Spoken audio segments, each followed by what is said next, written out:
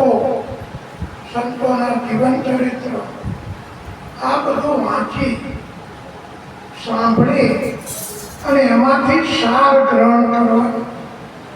એ સાર જ્યાં સુધી ગ્રહણ ના કરીએ ત્યાં સુધી કદાચ આપણને નામ વચન તો મળી ગયું, પણ મૂળદાસ મહાત્મા એમ કહે છે કે સમજણ વિનાનો સાધન શું કામનો, જ્યાં સુધી જીવ પણ ન જાય. કહે મૂળદાસ સંત સમજ્યા ખરા, પણ એની વડે મુક્તિ ન થાય.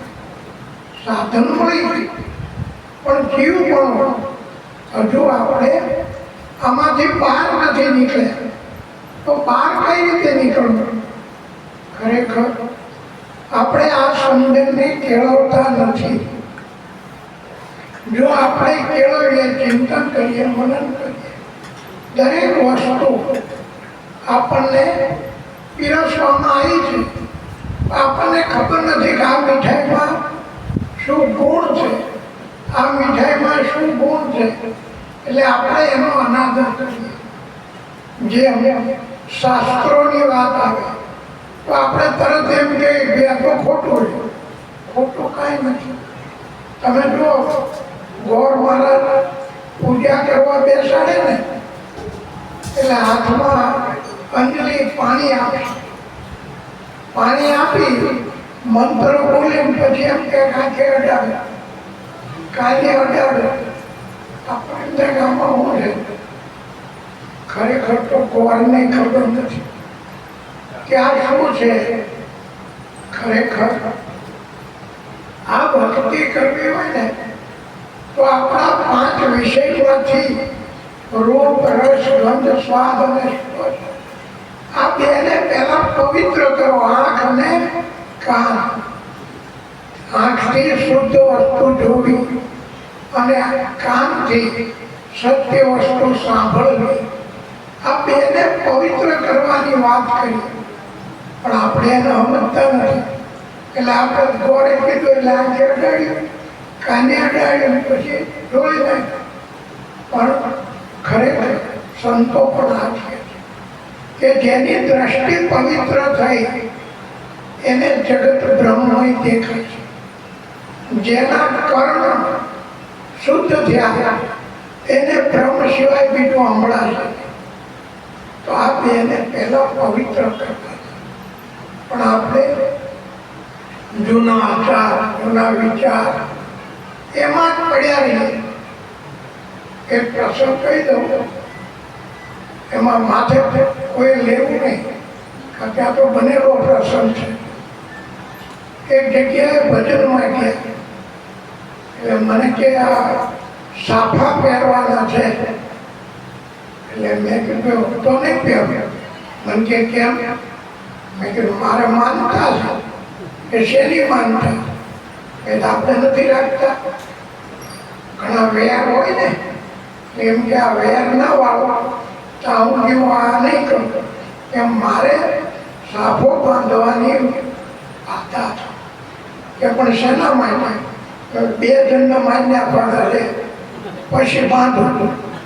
મને કે તમે ભગત્યા તો એટલું મારવાની વાતો મૂકતા નથી. મેં મારવાની વાતો નથી, પણ હું સમજાવું તમને. મને કે શું? મેં બેને મારવા છે એટલે તમે ટેક ના રાખો ને તો બંને કોઈ વેરની ટેક ના રાખે તો એ તો ભૂલી જાય કે અમારે વેર લેવું. પણ મારે વેર લેવું છે તો મેં ટેક રાખી કે પણ કેમ? મેં મારે કામ અને ક્રોધ આ બેને મારવાના. આ બે મળે નહીં ને તો હું સાફો ના બાંધું. પણ કે સાફાનો વાંધો શું? મેં કીધું સાફો છે ને એ અહંકારનું પ્રતીક છે. હવે આ સમજ્યા છે ને, ઘણા ટકા તો ટીકા કરો, ટીકા ને દરબારો સાફા બાંધે, પણ એનો અહંકાર છે. તમે જો મહાભારતમાં કથા આવે છે કે પરીક્ષિત રાજાએ મુગટ પહેર્યો અને પછી એને કળિયુગ આવ્યો. કેમ ભાઈ? કારણ કે પેલો અહંકાર છે. બીજો દાખલો દઉં અત્યારનો કે આપણે કોઈકની એમ માથા પર છે અને આપણે ખોટા હોય તો આપણે એની માફી માંગવા જઈએ એટલે આપણે શું કહીએ, પાઘડી ઉતારી અને માફી માંગી. પાઘડી ઉતારવી એટલે અહંકાર કાઢવો. પાઘડી ના ઉતારો તો પેલા એમ કે ભાઈ હવે કઈ ના કહેતા, એને પાઘડી ઉતારી. પછી એક રાજા બીજા રાજાને જીતે ને એટલે એનું મુકટ લઈ લે. આ અહંકારનો પ્રતીક. હવે આપણે તો આ બધું મૂકીને આવ્યા છે. હવે આ ખેલ કરવાની શું જરૂર? એટલે જ્યાં સુધી આ બે ન મળે, ગુરુ મળ્યા, સત્સંગ કરીએ, ભજન કરીએ, પણ હજુ પરીક્ષા બાકી છે. તો કેવું કે ભાઈ બધા હેઠળ દેવો કેમ થાય? ગુસ્સો આવે કે નહીં? એ ક્રોધ મરી જવો જોઈએ. ભલન પોતાઓ પર બેહાડે. ક્રોધ મરવો જોઈએ, કામ મરવો જોઈએ. કામ એટલે કેવળ ને કેવળ શારીરિક વાત નથી. આપણી ઈચ્છાઓ જેટલી છે એ કામનામય છે. આ કરવું છે, પેલું કરવું છે, પેલું કરવું છે, પણ આ કામના નથી. જે છે એમાં આનંદ છે અને એમાંય કદાચ કંઈક જતું રહે તો કંઈ વાંધો નથી. આવી ભાવનાથી એટલે મૂળદાસ કહે છે કે સાધન મળ્યું એ શું કામનું? જ્યાં સુધી જીવપણું ન જાય. જીવપણું ક્યારે જીવ કહેવાય? આપણે આપણો અહંકાર છોડી દઈએ. હું ક્ષત્રિય છું, હું બ્રાહ્મણ છું, હું આ છું. હજુ આ બધું મટ્યું નથી આપણે. અને આપણે વાત કરીએ બ્રહ્મની તો કોણ માને આપણે એ સમજવાનું છે કે જીવનમાં આપણે કઈ નથી. આવા તો લાખો ને કરોડો રાજાઓ આવીને જતા ગયા. જે ઘેરે એક દિન નોબત વાગતી રૂડા છત્રીસ રાગ, તે ઘેર કાળા કાગ ઉઠે છે. વિચાર કરો. આપણે નજર સામે રજવાડા જોયા. આજે રજવાડાની મિલકતો સરકાર વાપરે. કેમ? પરિવર્તન જગતનો નિયમ છે અને પરિવર્તન થતું જ રહે છે. તો આપણે એ પરિવર્તનમાં સમાય એમાં ઓળખોળ થઈ ગઈ. આપણી ચામડી છે ને, એ ચામડીમાં કદાચ કઈ ગરમ વસ્તુ પડે ને એટલે પરફોલો થાય. પણ પરફોલો થયા પછી એ ફૂટી જાય. ધીમે ધીમે ધીમે નવી ચામડી આવે. કોઈ દી એમને રહ્યો ફોટો. પરિવર્તન આ પ્રકૃતિ છે. પ્રકૃતિમાં પરિવર્તન છે અને એ પરિવર્તનમાં આપણે ભળવાનું. જ્યારે આપણે ભક્તિ કરીએ ત્યારે સમજણ હોવી જોઈએ. સમજણ એને આપણે બહુ પાનોએ પણ કીધું કે સમજણ આમાં સમજવાનું. તો શું સમજવું? આમાં કયું જ્ઞાન થયું? શું સમજે? સમજવાનું એટલું છે કે હું શુદ્ધબોધ આત્મા છું. આ દેહ કરીને કરેલા કાર્યો એ મને સ્પર્શતા નથી. અને આ દેહને કદાચ કોઈ માન આપે, કોઈ અપમાન કરે તો એ પણ મને સ્પર્શતા નથી. એટલે સવારામ બાપાએ કીધું કે ક્યાંક સન્માનમાં ભોજન વિધના. ક્યાંક આપણે જઈએ, સત્સંગીઓ હોય બોલાયા, વિધના ભોજન પીરસે. ક્યાંક સન્માનમાં તેલ ચોળી તાતા ગરમ પાણી કરીને નવડાવે. આવું સન્માન થાય. ક્યાંક સન્માનમાં ધાણી મળે, ધાણી શેકેલી ક્યાંય મળે કે ભાઈ આ છે, પણ એમાં કોઈ ફેર ન પડે. ક્યાંક સન્માનમાં ગાળો પણ ખાવી પડે કે આ ભગતડા નીકળી પડ્યા છે, એ ધંધો જ નહીં, માઇક ખાવાનું આ બધા કામ ધંધો કરતા અટકાઈ દે, એમ સન્માનમાં ગાળો પણ સવારામ બાપા કહે છે દાસ એવો કે એમાં એનું કર્મ ને એમાં તને હું ફેર પડી, એ તો એનું કર્મ. આપણને કઈ ફેર પડતો મહાપુરુષો સંતો વાણી દ્વારા આપણને કહી રહ્યા છે કે ભજન કરી લો. ભાઈ હમણાં બહુ શંભુરામ મહારાજની વાણી વિચાર કરીએ ત્યારે કેટલું સમજાઈ ગયું. એક વાણીમાં કહે છે કે હર હર તમે હીરા પારખો, શબ્દ પારખો નિજ બુટી. તમારે આ હીરા પારખવા છે, હીરાના પારખ થઈ જાઓ. પણ કયા હીરા? આ શબ્દ. હર હર તમે હીરા પારખો, શબ્દ પારખો નિજ બુટી. બુટી કોને કે? જડી બુટી છે ને, જંગલમાં આપણે જુનાગઢ જંગલમાં જઈએ એટલે ત્યાં વાળા એમ કે જડી બુટી.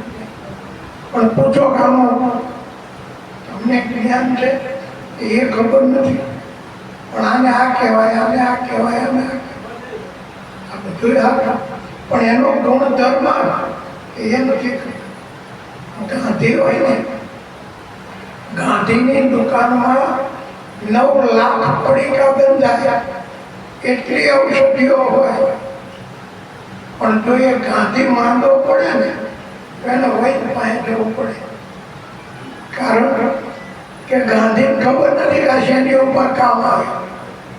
આવડ છે, બાવળ છે, ધોળી મોટલી, કાળી મોટલી, એ બધી ખબર છે. એમ શાસ્ત્રો એમાં બધું લખ્યું છે કે આને આ કહેવાય, આને આ કહેવાય, આને. પણ વૈદ નથી, એ શેની ઉપર કામ આવશે એની ખબર નથી. તો એના માટે ગાંધીને વૈદ પાસે જવું પડે. તો વેદાંત વાંચ્યું હોય, પુરાણી હોય, પંડિત હોય, પણ જ્યાં સુધી એનો સાર નથી જાણ્યો ત્યાં સુધી એને સદગુરુ મળ્યા વગર આ વસ્તુનો મર્મ મળે. અને મર્મ ન મળે તો એ વસ્તુ અગોચર છે. અગોચર એટલે ગોચર થવું એટલે ઇન્દ્રિયોના વિષયથી, 5 વિષયથી એને ઓળખાય. રૂપથી, રંગથી, ત્યાં જ્ઞાનથી, ધ્યાનથી. પણ આ એકઈથી ન ઓળખાય એને અગોચર કહેવાય. તો એ અગોચર છે. એના માટે સદગુરુનું ચરણ સેવવું પડે. ગમે તેટલા શાસ્ત્રો વાંચો તો એનો ઉપસંહાર એક જ આવે કે ગુરુ ચરણે જાઓ તો આ વસ્તુ થાય. એટલે ગોરખ કહે છે કે હર હર તમે હીરા પારખો, શબ્દ પારખો નિજ બુટી. આ જડીબુટ્ટી છે. હા, જેમ હમણાં કીધું નોળિયો, નોળવેલ, ઊંઘ્યા. આ સત્સંગ છે ને એ નોળવેલ છે. ગમે એવું આવરણ આવ્યું હોય, સંત પાસે જાઓ, સત્સંગમાં જાઓ, ભજનમાં જાઓ, આવરણ વેલ રહે. અહીંયા હોય એટલે આવરણ જતું રહે. તો આ આવરણ છે. આ જડીબુટ્ટી છે જેમાંથી સાર મળે છે. આ નિજ બુટ્ટી કીધી. પછી આ નિજ બુટ્ટી કેમ કીધી કે આ બે બહાર કઈ ગોતવા નથી જવાનું, જંગલમાં તમારી અંદર છે. શબ્દ પારખો નિજ બુટ્ટી. હર હર તમે હીરા પારખો, શબ્દ પારખો નિજ બુટ્ટી. स्वाति समझ निकलो जोगी और बाबा सब झूठी. स्वाति समझ, સ્વાતિના જે શબ્દો છે, સ્વાતિમાં આપણા ચોમાસાના જે નક્ષત્રો હોય ને એ 15 દિવસનું હોય, કોઈ 12નું, કોઈ 13નું, કોઈ 15 દિવસનું, એવા નક્ષત્રો હોય. અને ચોમાસું ઉતરવા આવે ને એટલે હાથીઓ, પોતરા, ચિત્રા અને પછી સ્વાતિ આવે. દિવાળી, સ્વાતિ દેહે જતો રહે, પછી વરસાદ ઓછો થાય, ના થાય એવું નહીં, ઓછો થાય, અને થાય તો એ સમુદ્રમાં થાય. તો સ્વાતિબુંદ સંતો એમ કહે છે કે ચાતક નામનું પક્ષી છે એ પાણી પીતું નથી. ભેગું કરેલું જળાશયનું પાણી એ ન પીવે. તો આપણને એમ થાય કે આવું કઈ હતું છે, પણ સાચી વાત. હવામાં પાણી છે અને એમાંથી પાણી શોષવાની શક્તિ એની પાસે છે, એટલે એ પાણી શોષી અને પોતાનું ગુજરાન ચલાવે. આપણને દાખલો ખબર ના પડે, પણ તમે જો એસી ચાલુ કરો એટલે એસી તમે પાણી રેડો છો તો એસીમાં જ પાણી નીકળે. કેમ? કારણ કે હવામાં રહેલા પાણીને એ ઠંડુ વરાળને ઠંડી કરી અને પાણી રૂપે આવે. હવામાં પાણી છે, હવામાં પોષણ છે, આપણને ખબર. સંતો એમ કહે છે કે અનલ નામનું પક્ષી આજબ ખેર અનલ કા માર્ગ વિના પાવ ચલ જાવે. એ અનલ નામનું પક્ષી પૃથ્વી ઉપર ઉતરતું જ નથી. આકાશમાં ખોરાક લે, આકાશમાં પાણી ને હવા લે. આ પણ સત્ય છે, કારણ કે ખોરાક પણ એમાંથી મળી રહે છે. થોડા સમય પહેલા મેં સાંભળેલું, એનો ઇન્ટરવ્યુ આવેલો એક જૈન, નામ તો એનો ભૂલી ગયો હતો. હવે એને ડોક્ટરોએ બધી તપાસ કરી, એવો ખોરાક લેતો નથી, પાણી પીતો નથી અને જીવન બરાબર. તો તમે કરો છો કે સવારમાં સૂર્યપ્રકાશમાં 15 મિનિટ બેસું એટલે મને પોષણ મળી જાય. એનું નામે આવ્યું હતું, મને બોલાઈ ગયું છે. હા, હીરા માણેક એવું કંઈક નામ હતું. તો એ વસ્તુ સત્ય છે. એટલે કે છે કે આમાં તમે શબ્દને સ્વાતિ શબ્દ ઓળખી. આ શબ્દ છે એ સ્વાતિનું નીર છે. એ ચાતક એના માટે થઈ અને આખું વર્ષ પાણી પીતું નથી.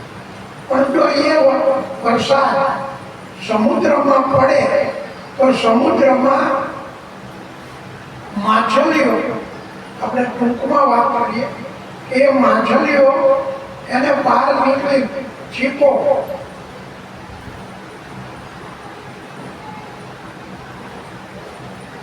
એ બુંદને ગ્રહણ કરે. એટલે 3 પ્રકારની માછલી કીધી છીપ. એ છીપમાં કોઈમાં 100-200 ના નંગ થાય, કોઈમાં લાખના થાય. પણ જે જાદરમાન નામની છીપ છે એ ઉપર ઉછળીને બિંદુ ઝીલે એમાં કે હવા લાખનું મોટી થાય. તો આ રૂપક છે, એ પણ સત્ય છે, આ પણ સત્ય. સમુદ્રમાં મોતી છીપમાંથી મળે છે, એટલે તેને રત્નાકર કીધો છે સમુદ્રને. એમાંથી રત્નો મળે. પણ આપણે આધ્યાત્મિક રીતે જોવા જઈએ તો આની અંદર દાદા ઓકારામ હિરસાગરને મળ્યા. આ જાતરમાન નામની છીપ હતી. એણે જે બિંદુ જીવ્યું એમાંથી લાખોના મોતી નીકળ્યા. દાદા ઓકારામ જ્યારે ઉપદેશ લીધો અને 5 દિવસ રોકાયેલા પાંદરા, એટલે ત્યાં ફરવા નીકળેલા નદી કાંઠે બધા જમીન, બધા બીજી વાતો કરતા, આવડની બાવળની ગોયડીની આંબલીની મોર આવ્યા છે, મોર આવ.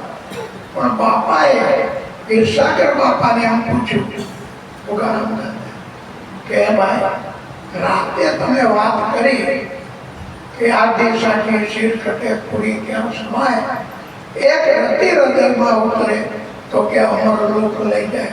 કે વાહ ભાઈ, તમને યાદ રહી ગયું કે હા, એ મને સમજાવ. હવે આમાં આ જાદરમાન નામની છીપ છે. કે આ પકડ્યું નકર વાતો બાપાએ કરી રાતે હવે ખુલી ગયા, આમાં પ્રતીતિ ન હોય. એટલે કે છે કે સ્વાતિ શબ્દ લખી લો જોગી और बाता सब झूठी. આ બધી વાતો જપ તીરથ યોગ સાધના આ બધું ખોટું છે. આ બધામાં કઈ તમારો પરિવાર આવે. स्वाति शब्द लगी लो जोगी और बाता सब झूठी. अंदर घर से आया मेरे सदगुरु अगम अमर बात उठी. એને એમ નથી કીધું મારા ગુરુ બાદથી આવ્યા, અને ગુરુ બાદથી આવતા નથી. ગુરુ અંદર છે, જેને આપણે સદગુરુ કહીએ એ આપણી અંદર બેઠો છે, અને જેને આપણને આ ઓળખાવ્યો એની અંદર એ બેઠો. એને જાગૃત કરેલ છે, આપણે ખબર નથી, અને જે જાગૃત કરવાની પ્રક્રિયા બતાવે છે એ આપણા માટે પૂજનીય છે. હવે પૂજવું તે આપણને એમ થાય કે ગુરુની મૂર્તિની પૂજા કીધી, ગુરુની મૂર્તિની પૂજા કીધી તો આ તો દેહની પૂજા થાય. પણ એવું નથી. દેહ દેખાય છે. જ્યારે તમને મને કોઈ એવું કહે કે તમે આ વ્યાપક પરમાત્માનું ધ્યાન ધરો તો જોયા વગર ધ્યાન શેનું કરો? તમને એમ કે હેલિકોપ્ટરનું ધ્યાન કરો તો તરત તમને ધ્યાનમાં આવે હેલિકોપ્ટર, કારણ કે જોયું છે. વ્યાપક જોયું નથી, કેમ ધ્યાનમાં આવે? એટલે ત્યાં સંતોએ કીધું કે ધ્યાન મૂલમ ગુરુ મૂર્તિ. ધ્યાન કરો તો ગુરુની મૂર્તિનું કરો, અને સ્મરણ કરો તો વ્યાપકનું કરો. સ્મરણ તમે વ્યાપકનું કરો અને ધ્યાન સદગુરુ. એટલે કીધું અંદર ઘટશે આયા મેરે સદગુરુ અગમ અમર બાત ઉઠી. તખત ત્રિવેણીના તીર પર લાલા તારી હદ લૂંટી. આ તખત ત્રિવેણી પિંગલા પિંગલા અને સૂક્ષ્મ અહીંયાથી આમાં જઈ જ્યારે ત્રિકુટીમાં તાર મળે ત્યારે કે લાલા તારી હદ. લાલા એટલે પરમાત્મા. તારી હદ લૂંટી, એની હદમાં પ્રવેશ કર્યો છે. આપણે બીજાની હદમાં પ્રવેશ કરીએ અને એને સર કરીએ તો આપણે એને જીત્યું કહેવાય. તો આ લાલા તારી હદ લૂંટી. પણ આગળ કે 5 को मार 25 को मनावी ले, उनकी पकड़ सिर छोटी. પણ ઓહંગ વિચારી સોહમ સંભાળ તો જાણો બુદ્ધિ તારી મોટી. આ ઓહંગ વિચારી સોહમ સંભાળ. ઓહમ એટલે સદગુરુ, સોહમ પરમાત્મા. આ ઓહંગનો વિચાર કરી અને સોહમનો જાપ રાખો. આપણને શું કીધું? ઓહમ સમારી સોહમનો જાપ.